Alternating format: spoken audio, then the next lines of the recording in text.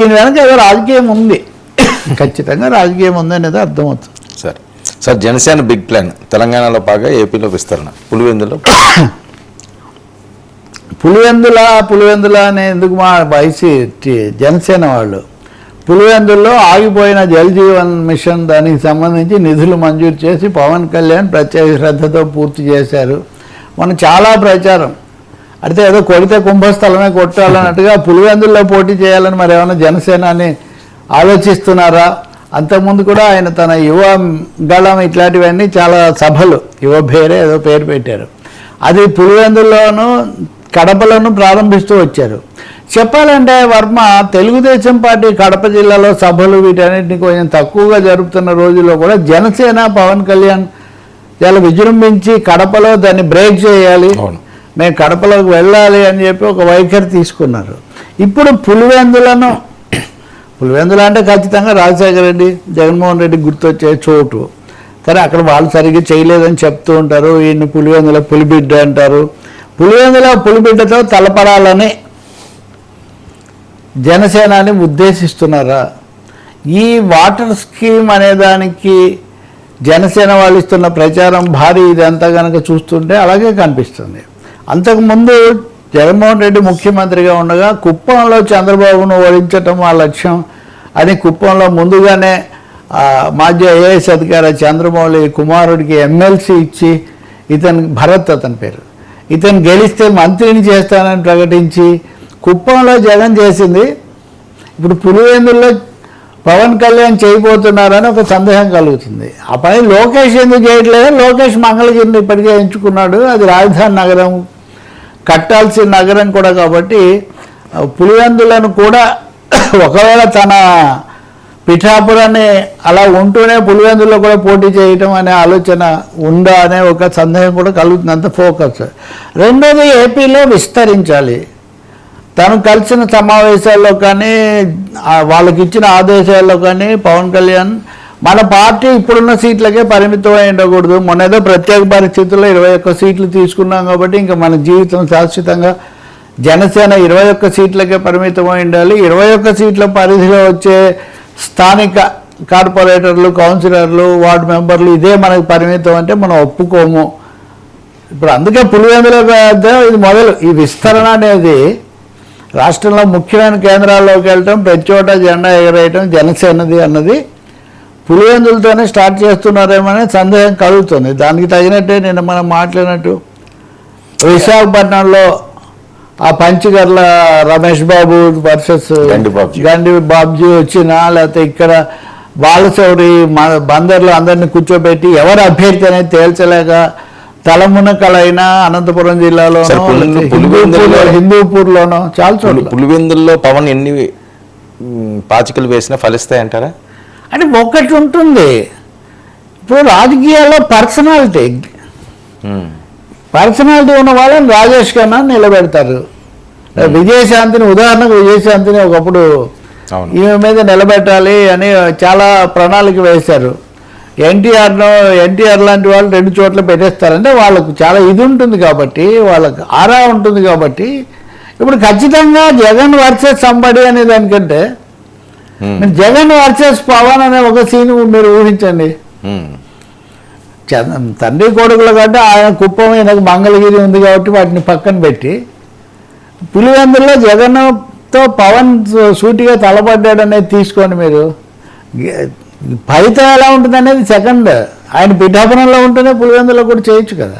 చేయడం ద్వారా నేను ముఖ్యమంత్రి అభ్యర్థిని, ఇప్పుడు చాలా ప్రశ్నలకు అక్కడ జవాబు లభిస్తుంది. రాజకీయంగా ఎదుర్కోవటము, కూటమిని నిర్మించడానికి పునాదులు వేయటము, చంద్రబాబు జైల్లో ఉండగానే అందరికీ ఒక స్థైర్యం కల్పించటం, ఇవి కదా ఇప్పటివరకు జనసేన వాళ్ళు చెప్పుకుంటున్నారు. ఇప్పుడు ఖచ్చితంగా పులికోటలోనే లేదా దీనిలోనే మేము ఎదుర్కొన్నాము, దానికి పవన్ సిద్ధము. చాలాసార్లు మీరు గమనిస్తే కడప మీద పవన్ కళ్యాణ్ ప్రత్యేక శ్రద్ధ మీరు స్పష్టంగా చూస్తారు. తెలుగుదేశం వాళ్ళు కూడా మహానాడు అక్కడ జరిపారు. ఈసారి కూటమి వచ్చిన తర్వాత కడపను వాళ్ళు ఒక టార్గెట్గా చేసుకోవటం కనిపిస్తుంది. కడపలో ఇంకొక సభ కూడా పెట్టారు మొన్న. వరుసగా పులివెందుల్లో రాబోయే రోజుల్లో కూడా ఇంకా చాలా కార్యక్రమాలు ప్లాన్ చేస్తున్నారు. జగన్ను పులివెందుల్లో దెబ్బతీయాలి, వాళ్ళకి ఆ పునాది ఉన్నంత వరకు వైఎస్ కుటుంబం మనకు ఇదే అనే ఒక సవాల్గా ఉంటుందనే ఒక ఆలోచన ఆందోళన వీళ్ళకు ఉన్నాయి. కాబట్టి నేను ఊరికనే అంటలేదు, ఇవన్నీ పాసిబిలిటీస్. ఎప్పుడు ఏం చేస్తారు, ఉదాహరణకు ఒకసారి ఒక మహిళా నాయకురాలు, పేరు కూడా అనవసరం, కానీ ఆమెను ముఖ్యమంత్రిని చేస్తారు అని ఒక పెద్ద కథనం నడిస్తే ఎట్లా చేస్తారు నేను అని నేను అన్నాను. అప్పుడు చంద్రబాబు అన్నారు, ఏమని మీకు తెలియదు, వాళ్ళ కాంగ్రెస్ వాళ్ళ ఆలోచనలు వాళ్ళు చాలా విచిత్రంగా చేస్తారు, మనుషులను బట్టి, కుటుంబాలను బట్టి, నేపథ్యాలను, సామాజిక నేపథ్యాలను బట్టి తెచ్చి పెడతారు సడన్గా ఇప్పుడు అదే మొన్న కూడా, ఇప్పుడు తెలంగాణలో అనేక సంవత్సరాలు ఉన్నప్పుడు హఠాత్తుగా వాళ్ళు ఏం చేస్తారో మనకు తెలియదు, అలాంటివి చాలా జరిగాయి. కాబట్టి పవన్ కనుక నేను పులివెందుల్లో చేస్తానని నిర్ణయించుకుంటే, చేస్తానని ప్రకటిస్తే వద్దు అని చెప్పే అవకాశం ఏమి ఉండదు. రెండో, జగన్ పవన్ పోటీ చాలా రసవత్తరంగా కనుక మారితే దానివల్ల రాజకీయంగా జనసేన కలిసి వచ్చే అడ్వాంటేజ్ చాలా ఉంటుంది. కాబట్టి అదొక పాసిబిలిటీ.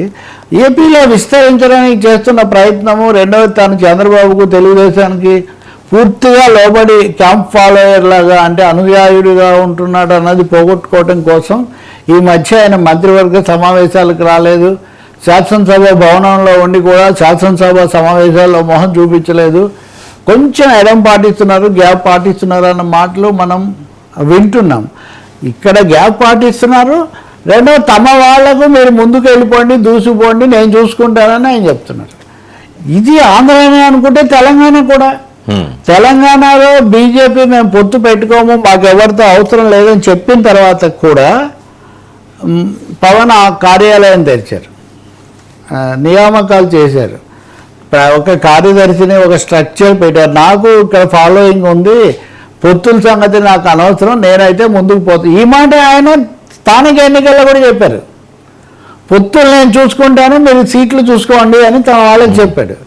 తెలంగాణలో కూడా బీజేపీ పొత్తు పెట్టుకుంటుందా లేదా వాళ్ళు చూసుకుంటారు, మనమైతే జనసేన జెండా అయితే ఎగరేస్తామన్నారు.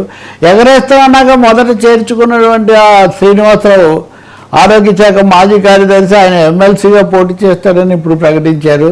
ఇప్పుడు ఇంకొంచెం ఆ పరకాల పటాస్ లాంటి కొండా కుటుంబం నుంచి కొండా సుస్మిత వస్తుందని చెప్పి కథనాలు వస్తుంటే ఖండించకపోగా చాలా అవకాశాలు ఉన్నాయని చెప్పి జనసేన నాయకుడు, కొండా కుటుంబం వస్తే మాకు చాలా మద్దతు వస్తుంది తెలంగాణలో అని. ఇక్కడ కొండా కుటుంబం వాళ్ళ సోషల్ బ్యాక్గ్రౌండ్, కన్సిడరబుల్ ఇంపాక్ట్ ఉండడం కూడా మనం గుర్తించాల్సి వస్తుంది. కాబట్టి ఎమ్మెల్సీగా పోటీ చేయటం ఒక సెక్షన్కి అయితే, కొండా కుటుంబం ఆధారంగా చేసే చర్చ ఇది ఇంకొకటి. ఇక్కడ మీరు ఇంకోటి కూడా గమనించండి, మనం తర్వాత ఇంకో టాపిక్లు కూడా చర్చిస్తాం. కొండా మురళి నిన్న మాట్లాడుతూ, నా కూతురు ప్లాన్ బి అంటే మాకేం తెలుసు అన్నారు కదా. ప్లాన్ బి అండి, ఇప్పుడు ప్లాన్ బి తెలుస్తుంది కదా, జనసేనలోకి వెళ్తారు, జనసేన వాళ్ళు కూడా వాళ్ళు మాకు వస్తే చాలా మంచిది అని అంటున్నారంటే, సో జనసేన ప్లాన్ బి తెలంగాణలో బి ఫర్ బిగ్ ఎక్స్పాన్షన్ అనే ఒక దానికి వాళ్ళు వెళ్తున్నట్టుగా ఉన్నారు. వాళ్ళని తీసుకుంటే వాళ్ళకు కొంచెం పలుకుబడి కలిగిన వర్గము, శిబిరం ఉంది. కాబట్టి జనసేన ఒక సోషల్ బేసు, దీనికి తోడు పవన్ కళ్యాణ్ ఫ్యాన్ బేసు, ఆంధ్ర ఓటర్లు రకరకాలవన్నీ కూడా ఉన్నాయి. కాబట్టి పులివెందుల టు పరకాల జనసేన ప్లాన్ ఒకటి నడుస్తున్నట్టుగా మటుకు కనిపిస్తుంది. అయితే దానివల్ల విజయాపజయాలు ఎలా ఉంటాయి అవన్నీ తర్వాత ఎవరి విజయాలకు మటుకు ఏం గ్యారంటీ ఉంది. ఖచ్చితంగా మేము జెండా పాతాము, అడుగు పెడతాము అన్న మెసేజ్ ఇక్కడ చాలా క్లియర్గా ఇస్తున్నారు. వీటన్నిటిలో పవన్ ఆబ్సెన్స్లో జరుగుతున్నాయి. పవన్ కేరళలో చికిత్స తీసుకుంటున్నప్పుడు, అంటే ఆయన అక్కడి నుంచే రిమోట్ గైడెన్స్ ఇస్తున్నారు. ఆయనకు తెలియకుండా, పవన్ కళ్యాణ్కి తెలియకుండా జనసేనలో ఏది జరిగే అవకాశం లేదు కదా. ఇంకోటి, జనసేన కార్యాలయంలో కీలక నాయకులు ఈ మధ్య సమావేశాలు కావడాలు, మామూలు విషయాలు చెప్పడాలు, అన్నీ అలర్ట్ చేయడాలు ఇవన్నీ జరుగుతూనే ఉన్నాయి. కాబట్టి జనసేన యంత్రాంగం, జనసేన శిబిరం కొంచెం హైపర్ యాక్టివ్గా ఉన్నాయి. పైకి కనపడకుండా వాళ్ళు యాక్టివ్గా ఉన్నారు. నిజంగా కొండ వాళ్ళు కూడా చేరితే ఖచ్చితంగా పొలిటికల్ సిగ్నల్స్ కొత్తవి మొదలవుతాయి. సరే. ఇక్కడ మనం తర్వాత చర్చిస్తాము. పులివెందుల్లో పవన్ జగన్ కాదు, తెలంగాణలో కూడా జగన్ ప్రభావం మొదలవుతుంది అని చర్చలు వస్తున్నప్పుడు పవన్ నేరుగా జనసేన ద్వారా రావటం కూడా కనిపిస్తుంది. అంటే ఇక్కడికి వచ్చి కూడా వాళ్ళిద్దరూ